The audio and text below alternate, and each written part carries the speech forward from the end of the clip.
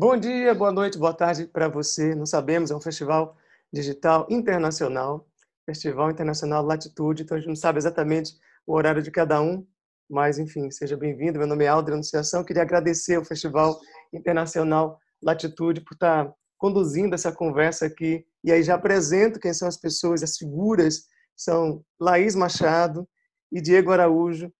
Diego Araúja, ambos pertencentes à plataforma Aracá, que também está com uma obra, né, uma experimentação em vídeo nesse festival. Basta acompanhar aí na programação, e o currículo também da plataforma Aracá está no site desse festival. Ambos trazem aqui uma questão, a gente vai partir direto para esse assunto, que é uma discussão sobre as poéticas afrodiaspóricas, tendo como norte as barreiras estruturais impostas pelo plano global, e tendo também como ferramentas conceito dessa discussão que a gente vai fazer agora, os conceitos de afroperspectiva e afroreferência. Olá, Diego. Olá, Laís. Obrigado por terem me convidado também, junto com o festival, para estar aqui com vocês. Viu? Então, a gente que agradece a participação do Festival Latitudes, agradece você ter aceitado o nosso convite, e é isso. Bom dia, boa tarde, boa noite. Bom dia, boa tarde, boa noite para todo mundo. Então, bom dia, boa tarde, boa noite. Vamos direto ao assunto. É o seguinte, já trazendo uma aproximação com a discussão que vocês trazem, né, que é justamente as poéticas afrodiaspóricas, tendo como norte essas barreiras, né, impostas pelo plano global.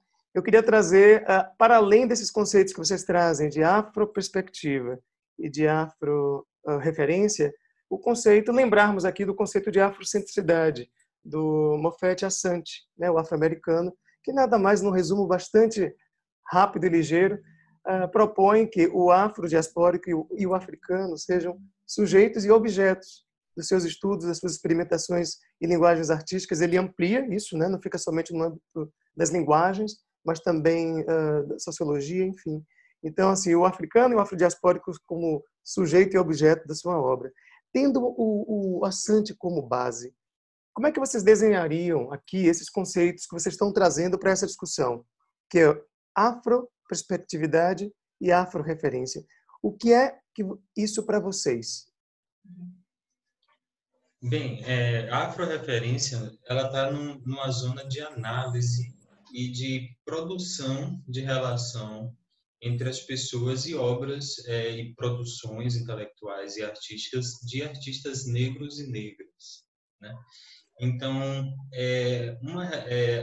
essa interação faz com que se produza, né, uma espécie de experienciação de referências, de agenciamentos, sejam eles simbólicos, éticos, estéticos, que o artista e que a artista negra estão agenciando dentro da própria obra ou da própria produção, seja ela intelectual, seja artística, filosófica.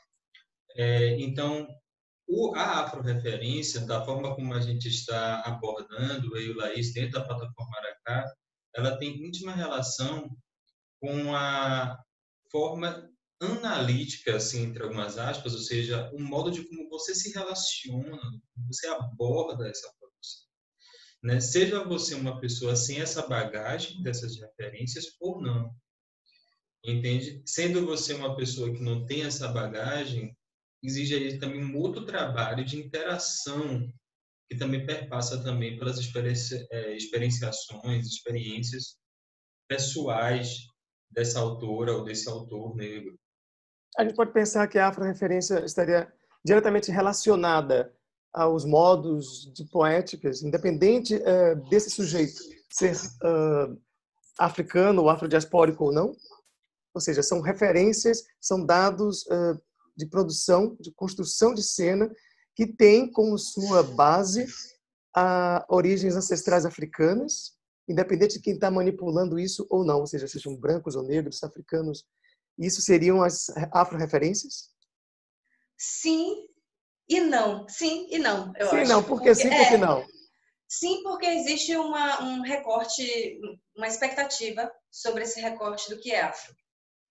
Então, já existe, do ponto de partida, certos temas e certas abordagens que já são reconhecidas como abordagens de universo afrodiaspórico ou africano, que nem sempre também corresponde à realidade. Mas, ao mesmo tempo, não, porque a gente também poderia falar de outras experiências e bagagens de vida que interferem e de certa maneira, definem, arranjam, desenham suas abordagens sobre qualquer tema.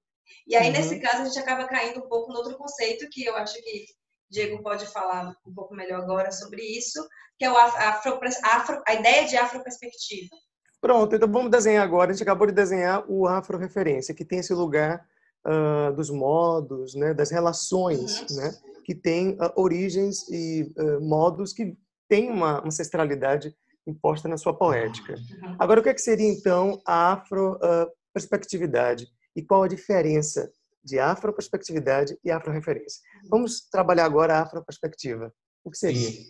A afroperspectiva, na verdade, a primeira vez que eu ouvi falar sobre a afroperspectiva foi de quem eu ouvi falar, né? Foi de Diane Lima, que é uma curadora brasileira, baiana, né? Uma curadora de arte daqui do Brasil, daqui da Bahia. Mas ela tem um arranjo também filosófico, né? Então, um professor chamado Renato Nogueira, um professor negro da UFRRJ, ele abordou uma certa tendência no campo filosófico que ele chamou justamente de afroperspectividade, inclusive com referências tendo como influência Abdias do Nascimento, né? Que é um artista, que é um orador, um político negro brasileiro, panafricanista. E isso no campo da arte, na verdade, reflete duas coisas, que é criar, experimentar novas epistemes e estar num campo de experimentação amplo, que é uma coisa que artisticamente, pelo menos aqui no Brasil, foi uma coisa meio que oculta e negada à produção negra, que geralmente é vista mais do ponto de vista tematizante. Então, a afroperspectiva é justamente esse autor e essa autora negra produzindo a partir de suas visões éticas, de novo, políticas, estéticas, e, consequentemente, a partir dessa visão, ela vai ser lançada para um terreno de experimentação. Entende? Obviamente, porque está dialogando com tendências e com aspectos pessoais também, ou seja, são motivações também, em suma, pessoais, que vão fundamentar a obra de arte. Aí que vai cair num campo de experimentação, da produção de conceitos estéticos, na produção de metodologias criativas. Então, é por aí que a gente pode abordar a afroperspectiva pelo campo do método, do conceito e da motivação pessoal desse artista negro. Então, pelo que você traz, perdão, Laís, pelo que você traz, a afroperspectiva seria assim, um olhar, o lançamento do olhar afrodiaspórico ou africano sobre o objeto, seja qual for esse objeto. Seja um objeto de elemento ocidental ou africano, se tem um olhar africano ou afrodiaspórico sobre esse objeto, e aí estamos falando também não só de linguagens artísticas, mas de outras linguagens sociais também, se tem um olhar do africano e do afrodiaspórico, constitui-se aí uma afroperspectividade, é isso? Sim. Até porque é a entrada dentro da análise da produção, da criação, de uma perspectiva negada por um outro projeto global, que a gente também vai entrar sobre isso, vai falar um pouco mais sobre isso, mas é a entrada dessa perspectiva na análise de qualquer objeto. A entrada dessa perspectiva desse indivíduo, ou desse grupo social, ou desse grupo de artistas, criadores, produtores, pensadores, que há tempos luta por legitimidade. Claro.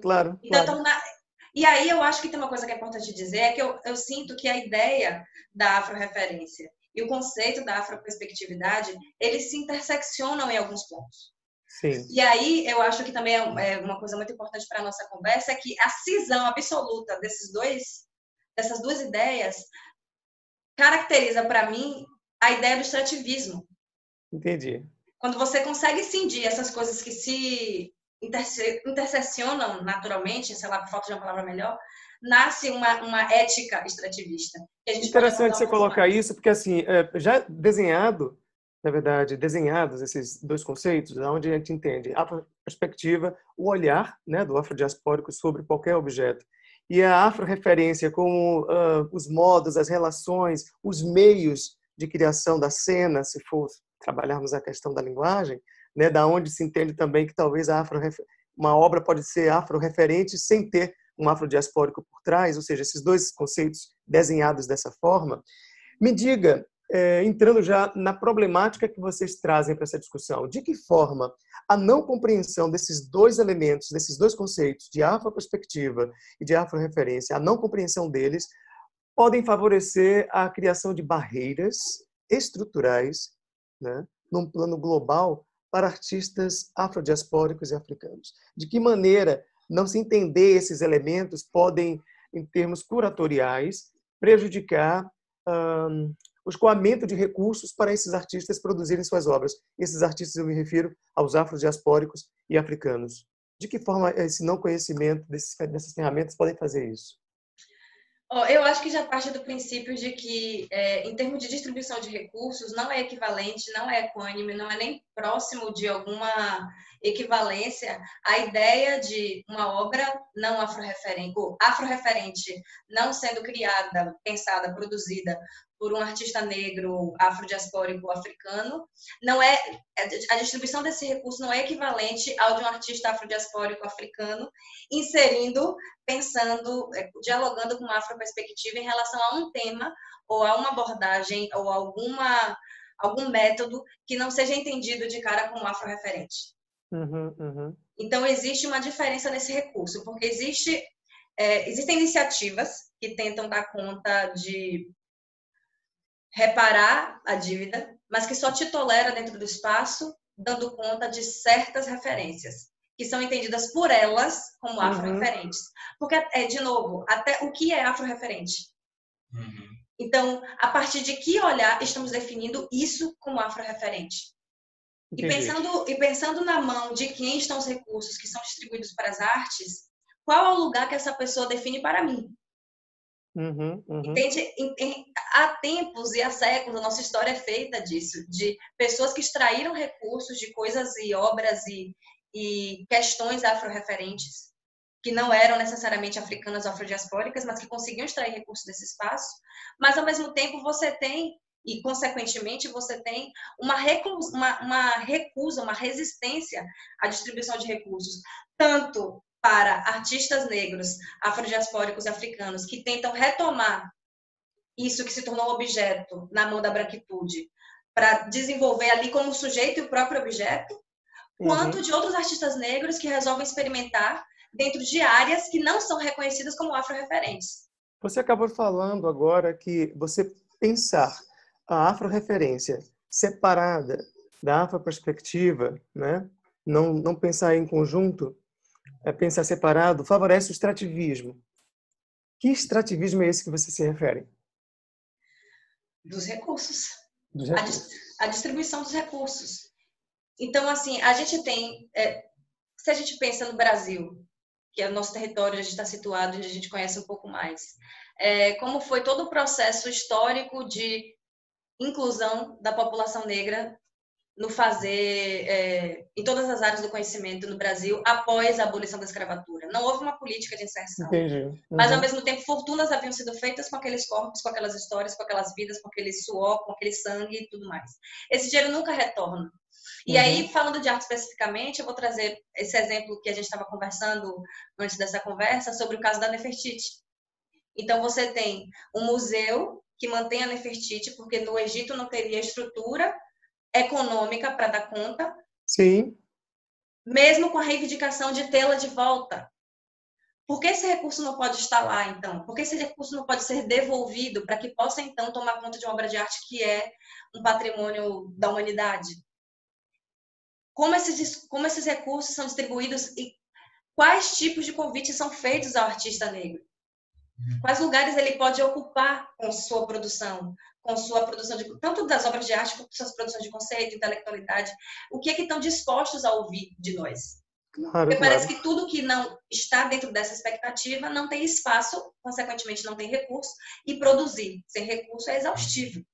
Ó, tendo o espaço brasileiro como estudo de caso, a gente vê alguns eventos, algumas constituições artísticas mesmo no nosso país, aqui no Brasil, que são afro-referentes, mas não são afro-perspectivadas.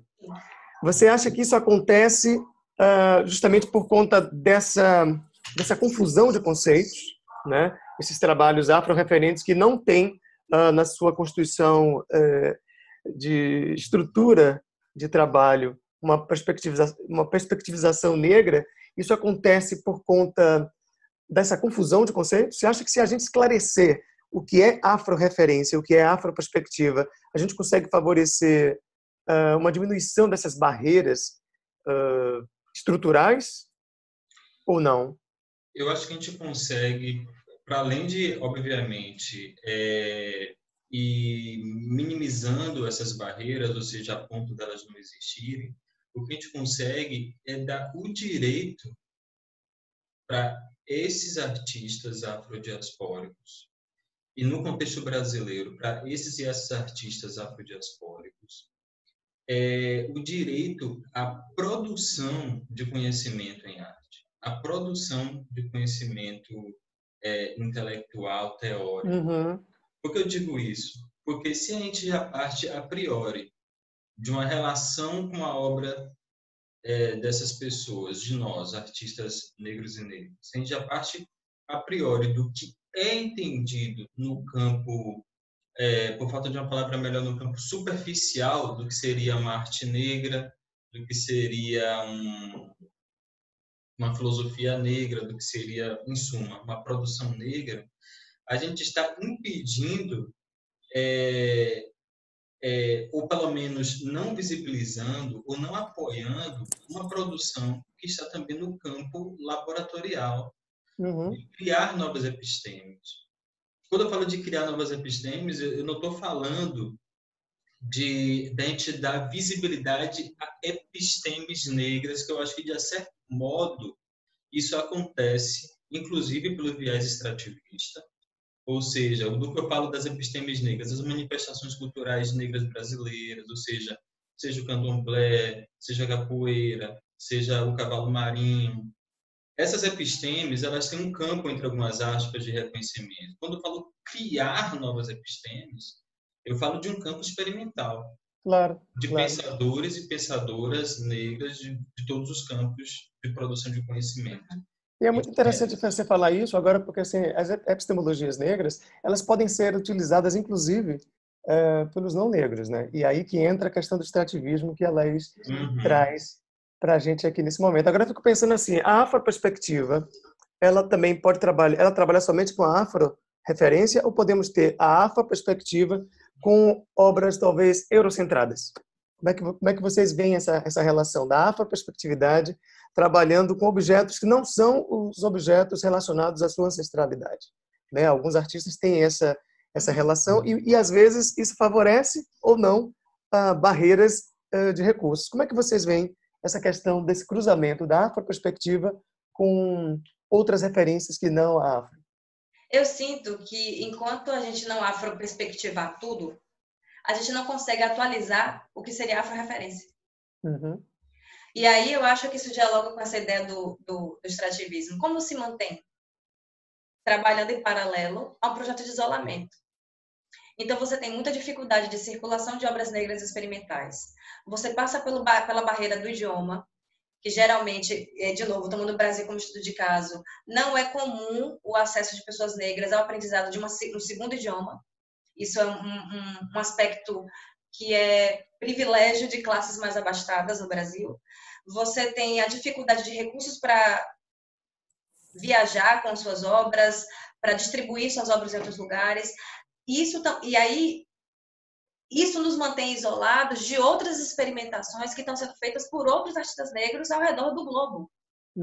Tanto no continente africano quanto na diáspora. E aí, é isso que eu estou falando de pensando em soluções, pensando em coisas que poderiam ser feitas, pensando em coisas que poderiam ser feitas para mitigar isso, para resolver, para reparar, passa pela ocupação de pessoas que possam afroperspectivar quem distribui os recursos, os espaços que distribuem os recursos e que legitimam os conceitos, que legitimam as produções. Porque senão a gente vai estar sempre preso a uma ideia de afro-referência parada no tempo. Ela não se atualiza. O que é afro-referente em 2020? O que seria afro-referente em 2020? Se as nossas experiências também se atualizam na medida em que o tempo passa e as coisas se atualizam. E justamente se a gente pensa também a questão do afrodiaspórico, né? Porque o afrodiaspórico ele está num cruzamento. O afrodiaspórico ele não está mais na África, ele está num mundo talvez ocidental, onde ele adquire outras epistemologias, outras epistemes, e isso se cruza. Então, passa a ser afro-referente a partir de que momento? Então, é uma questão. Mas, assim, já que ele está caminhando já para o finalzinho da nossa conversa, qual seria a possível reflexão?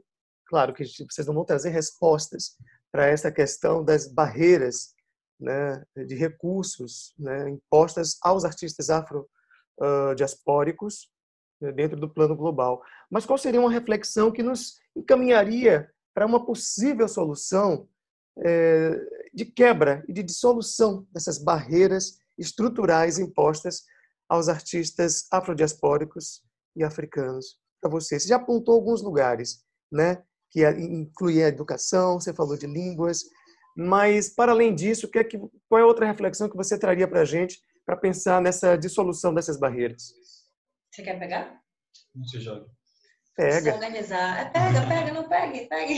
Eu não saberia dizer, eu não saberia dar uma solução tão assertiva assim. Mas, levando em conta as produções de artistas negros ao meu redor, né, de amigos, parceiros, né, a de Laís, a minha, a sua, a de tantos outros que estão também investigando e tensionando outras possibilidades de criação, eu acho que a gente deve fazer uma reflexão e objetivar, né, uma produção crítica dessas obras, dessas produções, de fato, entende? Uhum. O que eu sinto é que no campo crítico, no campo de análise, eu não sou um artista que circulou tanto, né? Tipo, eu comecei a circular mais, eu e Laís, ali no campo em 2018, pra você ter noção. E a gente já vai fazer, ano que vem, já 10 anos de ofício artístico. Mas o que eu sinto também, do que eu já consegui circular, é que existe também uma forma específica de se relacionar com essas produções que ainda estão condicionadas num modelo mais antigo, seja pelo ponto de vista de pessoas brancas que lidaram com produções negras ou manifestações negras, ou do que foi condicionado do que é Perfeito. ser um pensador e um artista negro. Mas parece que só entender o que é afroperspectiva, dentro do olhar negro sobre o objeto, e a afroreferência como os modos, as relações, as epistemes negras que podem ser utilizadas por negros e não negros, já ajuda bastante. Vocês continuam aqui no festival. Me fala um pouquinho, rapidamente, e a gente vai finalizar nossa conversa, sobre o que vocês estão apresentando nesse festival. Temos 1 minuto. Então, nesse festival a gente está apresentando a segunda obra da trilogia que eu estou desenvolvendo, chamada Maquinária do Fim do Mundo. E aí essa obra ela se chama Canção das Filhas das Águas, que é uma experimentação em vídeo, de performance e visualidade, e fotografia, que eu venho desempenhando em outras mídias.